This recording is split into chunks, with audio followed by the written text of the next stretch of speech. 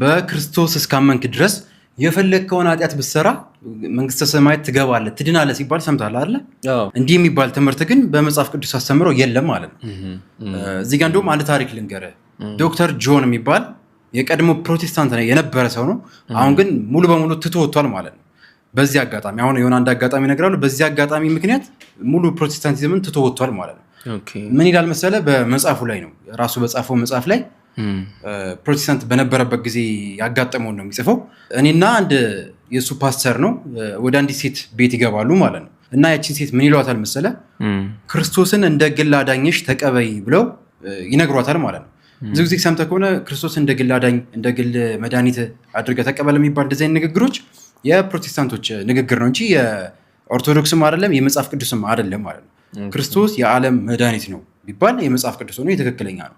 ግን እንደ ግል አዳኝ አድርገህ ተቀበል የሚባለው ንግግር ራሱ የፕሮቴስታንት ነው እንጂ የመጽሐፍ ቅዱስ አይደለም ማለት ነው። ስለዚህ ይህ ሰው እችን ሴት ክርስቶስ እንደ ግል አዳኙ አድርገህ እንድትቀበል አደረግናት ካለ በኋላ የኔ መምህር ይላል። ሴትዮዋ ምን ብሎ ይጠይቃታል መሰለ? አሁን ክርስቶስን ተቀብለሻል፣ ስለዚህ ነገ ሄደሽ አንድ ሰው በአንቺ ምክንያት ቢሞት መንግስት ሰማይ ትገቢያለሽ ወይ ብሎ ይጠይቃታል ማለት ነው። ከዛ ሴትዮዋ ግራ ይገባትና ምን መልስ አልመለሰችም ማለት ነው። እንዴ ከዛ የፓስተሩ ምን ይላታል? እዛው ትድኛለሽ እንጂ መዳን በስራ ሳይሆን በእምነት ነው ይላታል ማለት ነው። እሷ እስቲል አሁንም ኮንፊውዝድ ነች፣ ግራ ተጋብታለች። ይህ ጆን የሚባለው ያልኩ ቀድሞ ፕሮቴስታንት የነበረው ያልኩ ቁጭ ብሎ እየተመለከትኩ ነው የሚለው ይህን ነገር ማለት ነው። ከዛ ድጋሚ ያ ፓስተር ምን ብሎ ይጠይቃታል? ቀጣይ ሳምንት ደግሞ ሄደሽ ከባንክ ብር ሰርቀሽ ከዛም መኪና ሰርቀሽ ከተማውን ጥለሽ ብትሄጂ ትድኛለሽ ወይ ብሎ ይጠይቃታል ማለት ነው። እሷ ቅድምም ግራ ገብቷት ነበረ። አሁን ግን አራልድንም ብላ ትመልስልታለች ማለት ነው። ከዛ ፓስተሩ ምን ይላታል? እንዴ ትድኛለሽ እንጂ ዋንስ ሴቭድ ኦልዌይስ ሴቭድ ብሎ ይመልስላታል ማለት ነው።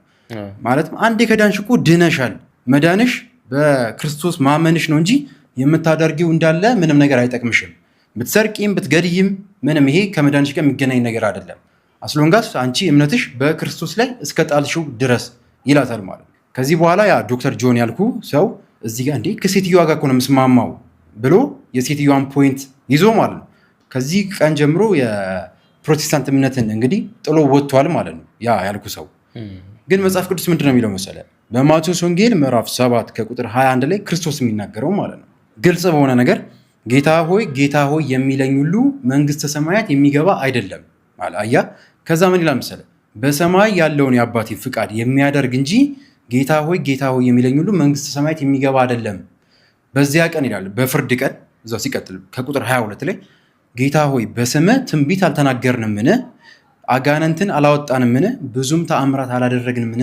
ብለው ይጠይቁኛል ብሎ ብዙ ሰዎች እንደሚጠይቁት በፍርድ ቀን ማለት ነው። በክርስቶስ ስም አጋንንት አውጥተህ ልትሆን ትችላለህ። በክርስቶስ ስም ብለህ አጋንንት ወጥቶልህ ሊሆን ይችላል። በክርስቶስ ስም ብለህ ተአምራት አድርገህ ሊሆን ይችላል። ግን ክርስቶስ ምን ይላቸዋል መሰለህ? ከቶ አላቃችሁም ከኔ ራቁ ብሎ ይመልሳቸዋል ማለት ነው። እንደዚህ አይነት ሰዎችን የክርስቶስን ስም ስለጠራ ብቻ የምትድን አይደለህም ሲል ማለት ነው። ከዛ ቃሌን ሰምቶ የሚያደርገው ይላል እዛ ከቁጥር 23 ላይ የዚያን ጊዜም ከቶ አላቃችሁም እናንተ አመፀኞች ከኔ ራቁ ብዬ መሰክርባችኋለሁ ይላል። ስለዚህ ይህን ቃሌን ሰምቶ የሚያደርገው ሁሉ ቤቱን በአለት ላይ የሰራ ልባም ሰውን ይመስላል።